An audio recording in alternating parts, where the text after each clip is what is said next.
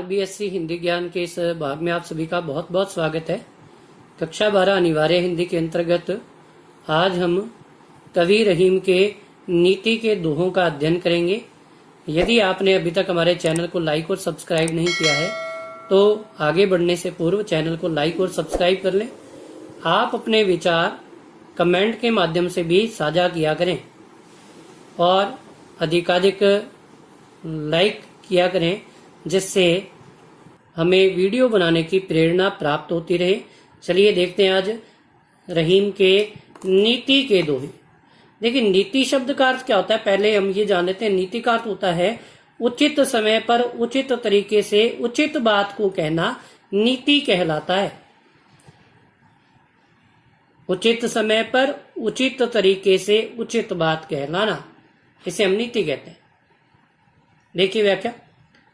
रहीमन देखी बड़ेन को, देखी यानी देख कर, बड़ेन यानी बड़ों, को यानी को, लघु यानी छोटों, न यानी नहीं, दीजिए यानी दीजिए, डारी यानी छोड़ना या त्यागना, कि बड़ों को देखकर छोटों को त्यागना नहीं चाहिए। अर्थात बड़ी वस्तु के प्राप्त हो जाने पर छोटी वस्तु को अनुपयोगी नहीं मानना चाहिए। जहां काम आवे सुई, कहा करे तलवारी, कि जहां पर सुई की आवश्यकता है वहां भला तलवार क्या कर सकती है। अर्थात प्रत्येक स्थान पर किसी भी व्यक्ति अथवा वस्तु की महत्ता एवं उपयोगिता अलग अलग होती है। अर्थात हमें सभी का सहयोग करना चाहिए और सभी से एक समान व्यवहार करना चाहिए। देखिए, विशेष में कह सकते हैं कि कवि ने यहाँ लोक व्यवहार को चित्रित करने का प्रयास किया है और साथ ही साथ अनुप्रास अलंकार का प्रयोग हुआ है काव्य में। देखिए अगली व्याख्या। एके साधे, एके यानी एक, साधे यानी साधना या भक्ति करना, सब सदे, सब सद जाते हैं यानी सिद्ध हो जाते हैं, सब साधे सब जाए, और सबको साधने से, सबकी भक्ति करने से सब जाए, सब चला जाता है। रहीमन मूल ही सींची बो, सींची बो यानी सींचना, फूले फले अघाए, अघाए का अर्थ होता है तृप्त होना। इसमें कवि रहीम ने एकेश्वरवादी नीति को चित्रित करने का प्रयास किया है, अर्थात एक ईश्वर की भक्ति करने की ओर संकेत किया है। कवि रहीम कहते हैं कि एके साधे सब सदे, कि एक की साधना करने से अर्थात एक की भक्ति करने से सभी कार्य सिद्ध हो जाते हैं, सद जाते हैं। सब साधे सब जाए, और सबकी भक्ति करने से अर्थात सभी की साधना करने से कोई भी फल या परिणाम प्राप्त नहीं होता, वह नष्ट हो जाता है। रहीमन मूल ही सींची बो, फूले फले अगाए।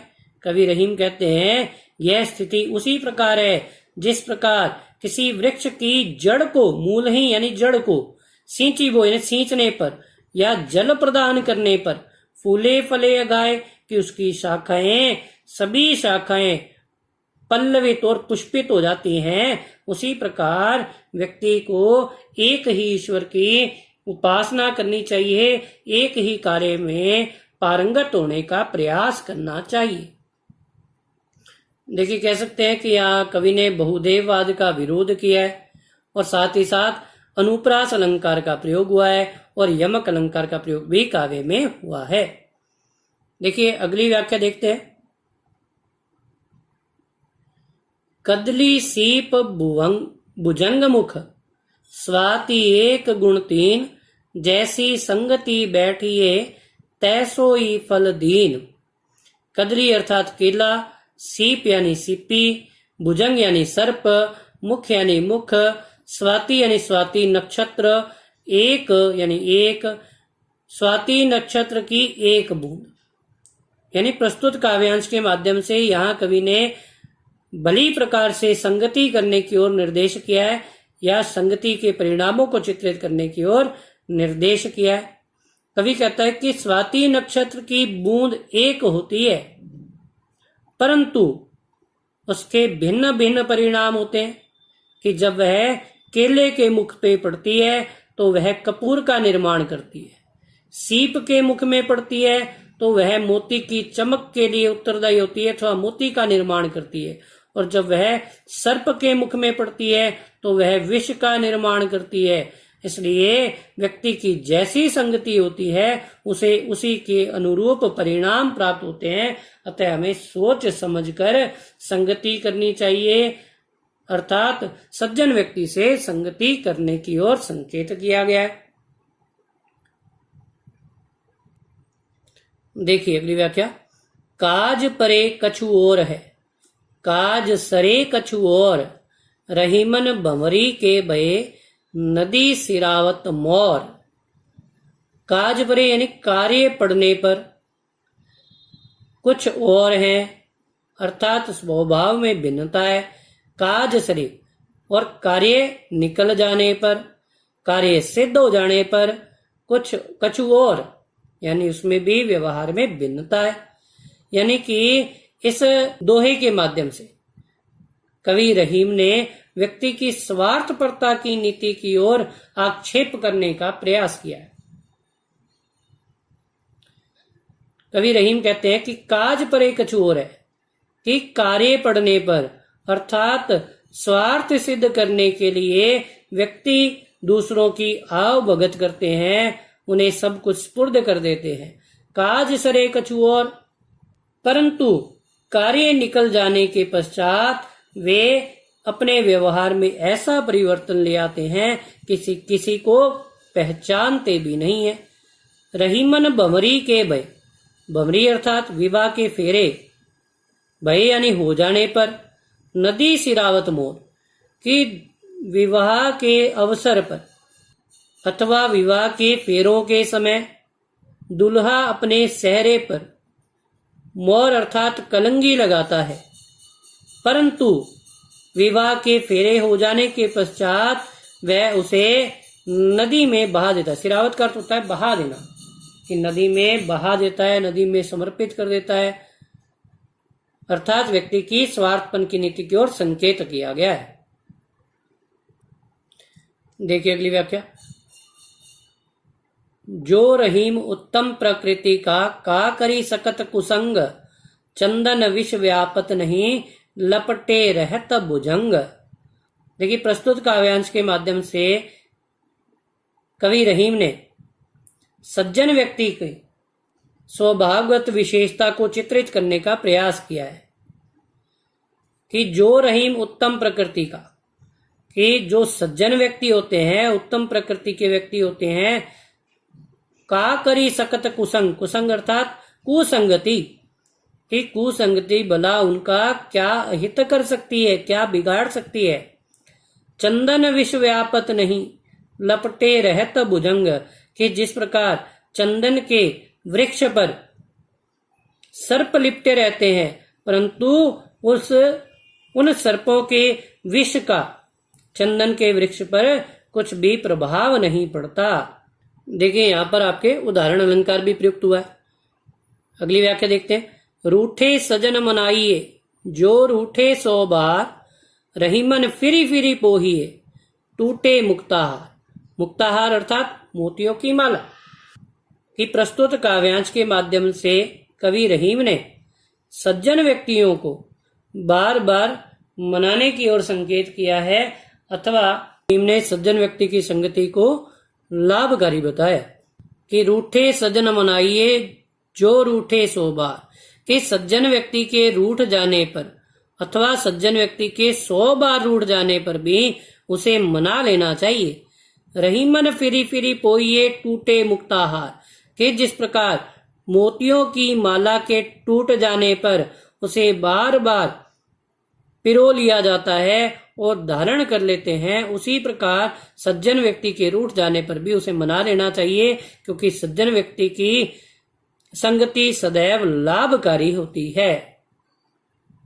देखिए विशेष में कि सज्जन व्यक्ति की जो तुलना है वो मुक्ताहार से की गई है, मोतियों की माला से की गई है।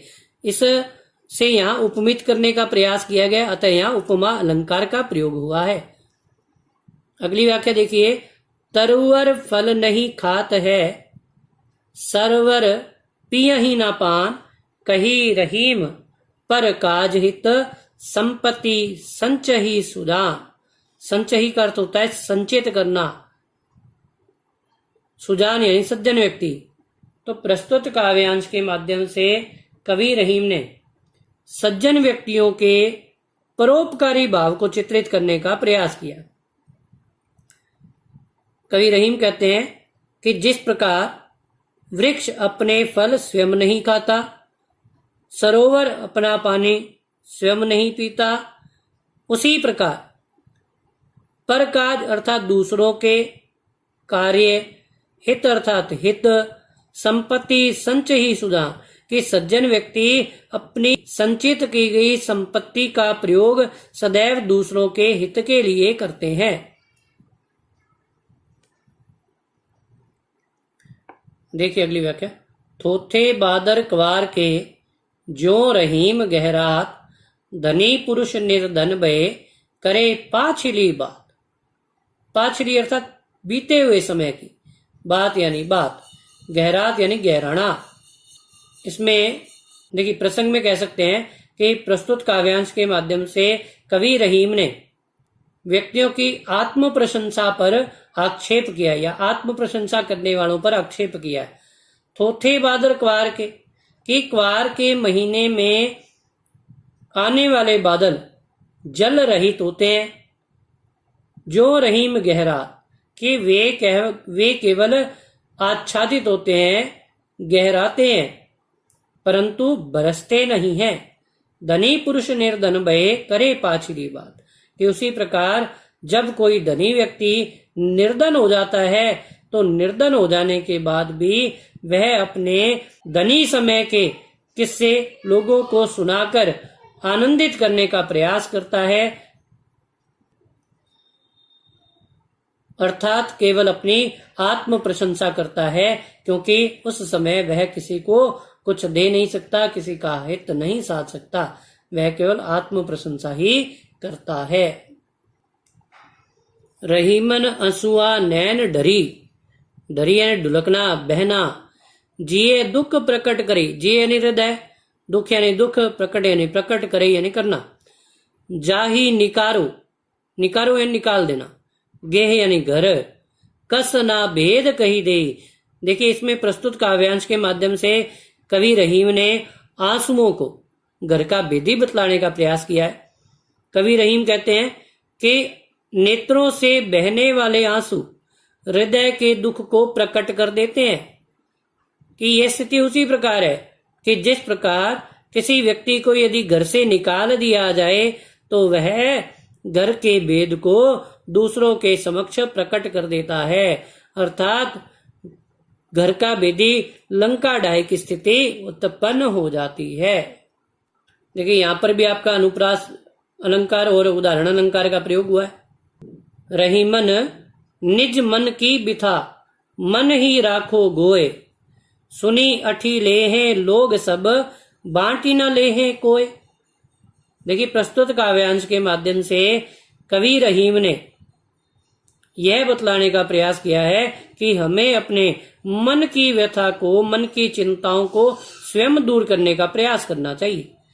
रहीमन निज मन की व्यथा, निज यानी अपने मन की व्यथा यानी मन के दुख को मन ही राखो गोए, मन में ही छिपा कर रखना चाहिए। सुनी अठी ले हैं लोग सब, बांटी न ले हैं कोई, कि हमारे मन की व्यथा को सुनकर सभी अठी ले हैं यानी कि उसका उपहास ही करते हैं, बांटी न ले हैं कोई, और हमारे दुख को बांटने वाला कोई नहीं होता। अतः अपने दुख का निवारण करने का प्रयास व्यक्ति को स्वयं करना चाहिए, दूसरों के समक्ष बखान नहीं करना चाहिए। दीन सबन को लखत है, दीन ही लखे ना कोय, जो रहीम दीन ही लखे, दीन बंधु सम होए। देखिए प्रस्तुत काव्यांश के माध्यम से कवि रहीम ने दीन व्यक्ति की, दीनहीन व्यक्ति की सहायता करने वाले को ईश्वर के समान बतलाने का प्रयास किया है। दीन सबन को लखत है, लखत यानी देखना, कि दीनहीन व्यक्ति कुछ ना कुछ पाने की चाह में सभी की ओर देखते हैं। दीन ही लखे ना कोई, परंतु उस दीन व्यक्ति की ओर किसी की दृष्टि नहीं जाती, लखे यानी देखना, कोई उनकी ओर नहीं देखता। जो रहीम दीनहीन लखे, कि जो व्यक्ति दीनहीन व्यक्ति की ओर देखता है अथवा सहायता करता है, दीन बंधु सम होए, कि वे ईश्वर के समान होते हैं, उन्हें ईश्वर के तुल्य बताया गया है। देखिए यहाँ लखे का अर्थ देखना, सहायता करना, तो यमक अलंकार का प्रयोग भी आपके इस दोहे में हुआ है। दोनों रहीमन एक से, जो लो बोलत नाही, जान परत है काक पिक, ऋतु बसंत के माही। देखिए प्रस्तुत काव्यांश के माध्यम से कवि ने वाणी के महत्व को चित्रित करने का प्रयास किया है। कवि रहीम कहते हैं कि कौवा और कोयल दोनों एक से दिखाई देते हैं, परंतु जब तक वे नहीं बोलते तब तक उनमें भेद नहीं किया जा सकता। ऋतु बसंत के माई, की वसंत ऋतु के आगमन पर जब कोयल अपनी मधुर ध्वनि उत्पन्न करती है, मधुर कूक उत्पन्न करती है, और कौवा अपनी कर्कश वाणी का प्रयोग करता है, तो दोनों में आसानी से भेद किया जा सकता है। अर्थात सज्जन और दुर्जन व्यक्ति का भेद उनकी वाणी के माध्यम से आसानी से अभिव्यक्त हो जाता है। बड़े बड़ाई ना करें, बड़ो ना बोले बोल, रहीमन हीरा कब कहे, लाख टका मेरो मोल।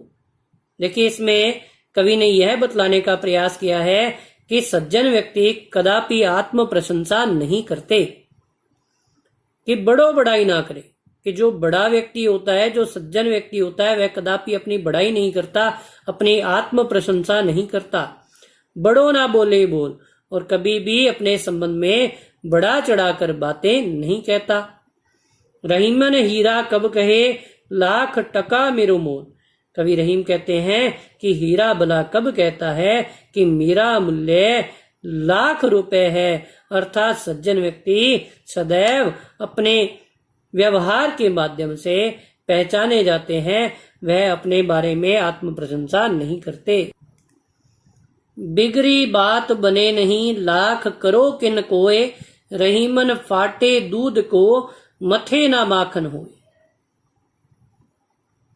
प्रस्तुत काव्यांश के माध्यम से कवि रहीम ने वाणी के महत्व को चित्रित करने का प्रयास किया है कि हमें सदैव सोच समझकर अपने शब्दों का प्रयोग करना चाहिए। बिगड़ी बात बने नहीं, कि बात के बिगड़ जाने पर उसे संभाला नहीं जा सकता, सुधारा नहीं जा सकता, बनाया नहीं जा सकता। लाख करो किन कोय, कि चाहे उसके लिए लाखों और करोड़ों यत्न ही क्यों ना कर लिए जाएं। रहीमन फाटे दूध को, मथे ना माखन होए। कहते यह स्थिति उसी प्रकार है जिस प्रकार फटे हुए दूध को मथने से कभी भी मक्खन प्राप्त नहीं होता, उसी प्रकार बात के बिगड़ जाने पर उसे कभी संवारा नहीं जा सकता। अतः हमें सदैव सोच समझकर बोलना चाहिए। यहाँ उदाहरण अलंकार का भी प्रयोग हुआ है। विपत्ति भय धन ना रहे, विपत्ति यानी बुरा समय, भय यानी रहने पर, होने पर, धन ना रहे जो रहे लाख करोड़। इसमें कवि रहीम ने यह बताया है कि विपत्ति का समय आने पर धन नष्ट हो जाता है, धन साथ नहीं देता। विपत्ति भय धन ना रहे जो रहे लाख करोड़, कि विपत्ति का समय आने पर चाहे लाखों और करोड़ों की संपत्ति क्यों ना हो, वह नष्ट हो जाती है। नभ तारे छिपी जात हैं, जो रहीम भय भोर।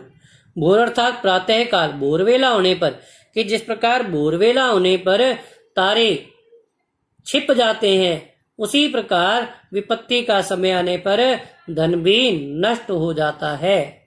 यहाँ भी उदाहरण अलंकार का प्रयोग हुआ है। मांगे घटत रहीम पद, कि तो करो बड़ी काम, बड़ी काम इन बड़ा काम। तीन पैग बसुधा करो, तऊ बावने ना।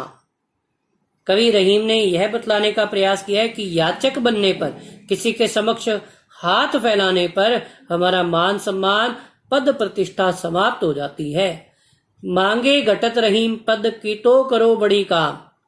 कवि रहीम कहते हैं कि किसी के समक्ष हाथ फैलाने पर हमारा पद मान सम्मान घट जाता है कि तो करो बड़ी का, चाहे उसके पश्चात कितना ही बड़ा कार्य क्यों ना कर लिया जाए।